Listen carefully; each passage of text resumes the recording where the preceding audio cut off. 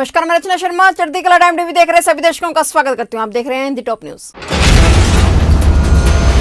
देश में corona virus की एक और लहर जारी है। ये काफी तेज हो गई है। महाराष्ट्र इसमें सबसे आगे है। महाराष्ट्र में कोविड-19 के 47,827 नए मामले दर्ज किए गए, जो राज्य में किसी एक दिन का सर्वाधिक स्तर है। मुख्यमंत्री उद्धव ठाकरे ने कहा है कि अगर मौजूदा स्थिति बनी रही तो लॉकडाउन लगाने का आशंका से इनकार नहीं किया जा सकता है। वहीं कोरोना के बढ़ते मामलों को देखते हुए महाराष्ट्र के पुणे में 9 अप्रैल तक सभी धार्मिक स्थल पूरी तरह से बंद कर दिए गए हैं। आईपीएल के 14वें सीजन के आगाज होने में अब कुछ ही दिन बचे हैं। इस बीच कोरोना के मामले भी सामने आने लगे हैं। मुंबई के वानखेड़े स्टेडियम के 8 ग्राउंड स्टाफ कोरोना वायरस संक्रमित पाए गए हैं। इस स्टेडियम में आईपीएल के 10 मुकाबले खेले जाने हैं। यहाँ ग्राउंड स्टाफ का कोरोना संक्रमित पाया जाना बीसीसीआई के लिए चिंता का विषय है। वहीं मैच बंद दरवाजे के पीछे खेले जाने की योजना है। कोरोना के बढ़ते मामलों को लेकर अभी से लोग टेंशन में आ गए हैं, लेकिन कोरोना वायरस पर अध्ययन कर रहे वैज्ञानिकों का कहना है कि मार्च में कोरोना की रफ्तार एक झलक मात्र है। अनुमान लगाया जा रहा है कि अप्रैल में कोरोना अपने पीक पर होगा और पूरे देश में कोहराम मचाएगा। देश में कोरोना की रफ्तार एक बार फिर से टेंशन देने लगी है। देश भर में पिछले 24 घंटे में कोविड-19 के 89,129 नए मामले सामने, जबकि 714 लोगों की मौत हो गई। नए मामले आने के बाद देश में कुल संक्रमित मरीजों की संख्या 1,23,92,260 हो गई है। देश में अब तक 1,15,59,241 लोग रिकवर हो चुके हैं, जबकि इस समय 6,58,909 एक्टिव केस हैं। पिछले 24 घंटे में मौतों के बाद देश में मृतकों की संख्या बढ़कर अब 1,64,110 हो गई है।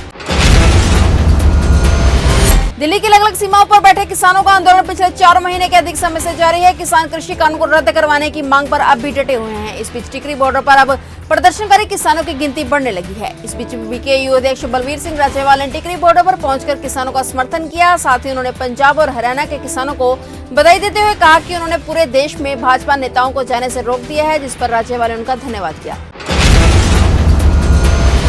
लखनऊ में एक एक्सप्रेसवे ट्रेन के 2 हिस्से हो गए और उनका एक हिस्सा आगे चलता गया और एक पीछे खड़ा रह गया। ये मामला हुआ सप्तक्रांति सुपरफास्ट एक्सप्रेसवे के साथ। कंप्लीट टूटने के साथ ही सप्तक्रांति सुपरफास्ट एक्सप्रेस 2 हिस्सों में टूट गई।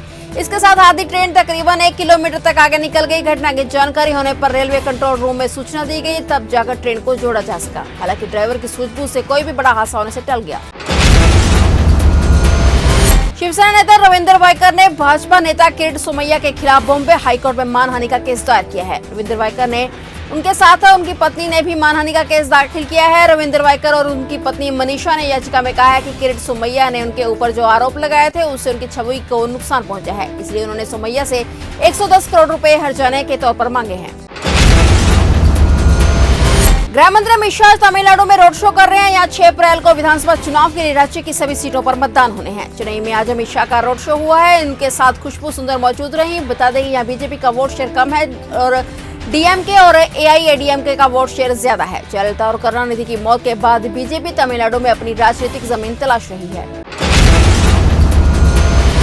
कांग्रेस प्रवक्ता रणदीप सुरजेवाला ने बीजेपी पर निशाना साधते हुए कहा है कि जिस तरह से चुनाव आयोग ने हेमंत शर्मा पर 48 घंटे प्रचार करने पर रोक लगाई है, इससे साफ पता चलता है कि बीजेपी चुनाव हार चुकी है और चुनाव जीतने के लिए तमाम हथकंडे अपना रही है। सुरजेवाला ने कहा कि वे चुनाव आयोग से अपील करते हैं कि पीएम मोदी, अमित शाह, सर्बानंद सोनोवाल और जेपी नड्डा पर भी चुनाव आयोग प्रचार करने से रोक लगा दे। सुरजेवाला ने कहा कि शांत और निष्पक्ष चुनाव के लिए इन पर प्रतिबंध जरूरी है।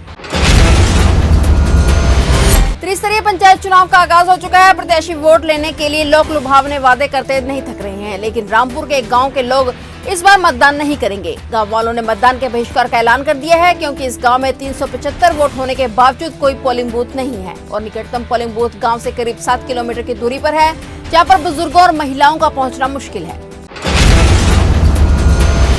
समाचारों का सिलसिला इसी तरह जारी रहेगा। देखते रहिए चढ़ती कला टाइम टीवी।